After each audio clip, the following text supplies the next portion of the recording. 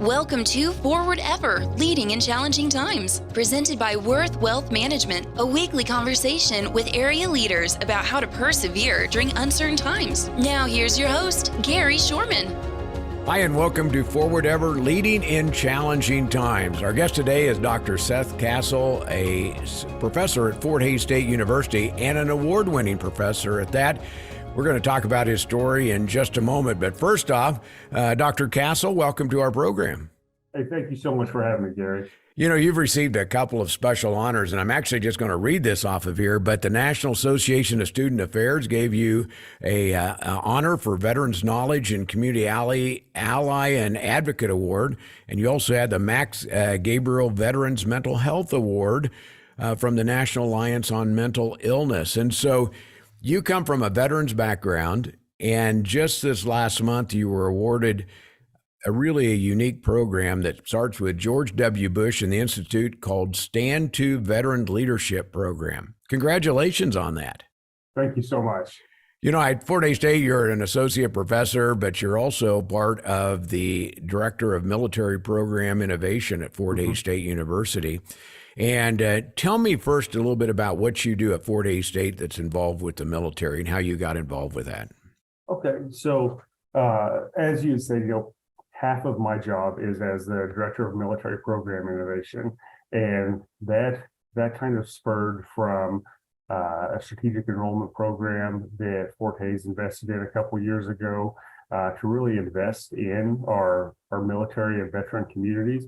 What the main function of that half of my job is that I develop new programs and partnerships to help our military and veteran community complete their degree programs, take advantage of all the training and experience that they have in the military. And, we've been really successful with a couple different programs so far, including we have our Associate of Applied Science program for the military that lets service members, that are in about their first 3 to 4 years of their military program, they can complete their associate's degree in 1 year. We've also started a partnership with the Kansas Army National Guard for an officer candidate school program in a military science and leadership minor. And I'll kind of stop there on that because they'll talk about more when I talk about what we're doing with the George W. Bush Foundation. But the whole idea is just to truly invest in our military community and help our service members as they either move through their military career or transition out of the military into their civilian career with all of their educational goals. Well, Seth, our program talks about leadership in challenging times. And obviously in the military, there's opportunity, a lot of opportunity for leadership. And sometimes it's not when you expect it. The George W. Bush Stand To program is a unique group of, I think it's 34 people from around the country that get to participate in this program. First off, what's the Stand To program? What are they actually, who set that up and what's that about? So that is the Stand To Veterans Leadership Program is a part of the George Bush Institute, and that program specifically is invested in strengthening the veterans community. They also have presidential leadership scholars, and they have a couple other programs. As I said, this specifically is geared towards developing those who are invested in the veterans community. So it doesn't necessarily have to be people who have served in the military. It can be military spouses, but it needs to be people who are working in that sector to address really the complex issues that are facing the veterans community. And so as a part of this, it is a leadership development program. So, I'll fly to Texas for about 4 days for 5 months. And with that, we hear from a lot of really high level speakers, Bob McDonald, and we'll hear from President Bush and a lot of high level national speakers as part of the leadership development curriculum. In addition to that, though, every scholar has what's called a personal leadership project. And so part of your application process to become a scholar is you have to pitch this project that is going to impact the military veteran community in some way. Well, what are you looking forward to? Because over 5 months, you're going to get to know this group of 34 other leaders from across the country. But what are you looking forward to, Seth? I'm really looking forward to the growth. I'm looking forward to the opportunity to interact with people who have worked with the veteran community and the military community really at the highest levels of our nation, because as you're no doubt aware, problems look very different from the 20,000 foot level. And to see, I may know what some of the problems facing our community look like at the ground level, but it's very different when you look at them from a high level. So gaining a new vantage point as to what people see at different levels through the speakers, and then also the networking that comes along with this. I'm going to be interacting with some of the best minds that tackle issues facing our community. So I'm just looking forward to those opportunities. Well, you've talked about a special project that when you apply for this, that you get a chance to really look at going into the future. What's your project about? So I have developed a Bachelor's of Applied Science and Applied Leadership program at Fort Hays, and that actually just as of last month was approved by the Kansas Board of Regents, and it will go forward to the Higher Learning Commission to probably be approved in the next 6 months. And that program, I mentioned the Associate of Applied Science program that Fort Hays has that allows service members to complete an associate's degree and a certificate in leadership studies in 1 year. The Bachelor's of Applied Science will build off of that. And what it'll do is it'll allow people, service members who are roughly mid-career service members, because they've accumulated lots of training and experience, to then leverage that for a bachelor's degree program. And they'll be able to complete their bachelor's degree in 2 years. When the average citizen looks at what somebody does in the military, do they really understand, unless you have a family member involved, do you think the average citizen actually understands what a military or a veteran goes through? Probably not, but that's, just because the military is such a different line of work, or a different life experience for someone than really anything that exists in the civilian world.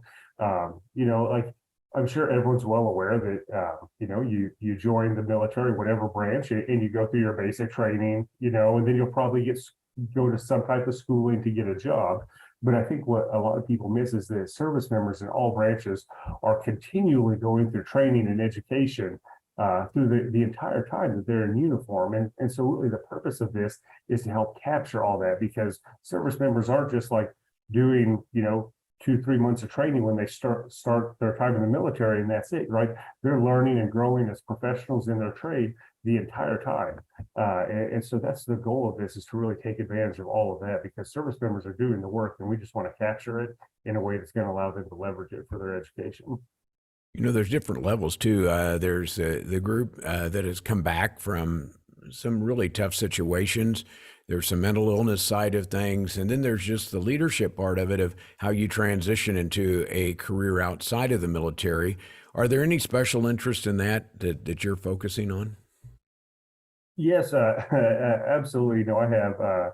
I've done some significant work in the mental health community, as far as I published a couple children's books a few years ago on PTSD and military families that were pretty successful in getting them into the hands of the people that needed them.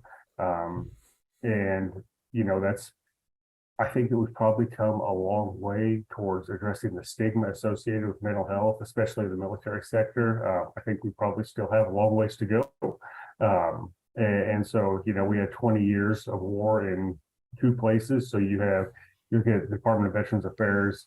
They say that there's been about 3 million service members that served during that time. The Department of Veterans Affairs estimates that 10 to 30% of those people struggle with PTSD in some way. And so that's a pretty high number of people that are hurting and could use some help. And so, that was the point of the books that I wrote, was to help start conversations, to help people, make their families stronger. One of the things that I know goes into this is your background. Seth, I want to take a quick break, and then we'll come back and talk about your background in leadership and what kind of put you at Fort Hays State University. Yeah, Our guest is Dr. absolutely. Seth Campbell, Assistant Professor of Leadership Studies and Director of Military Programs at Fort Hays State University. Back with more after this. Challenging times are when experience matters. We allow our clients to live with confidence, long-term trusted relationships. Worth Wealth Management, enhancing lives and strengthening families.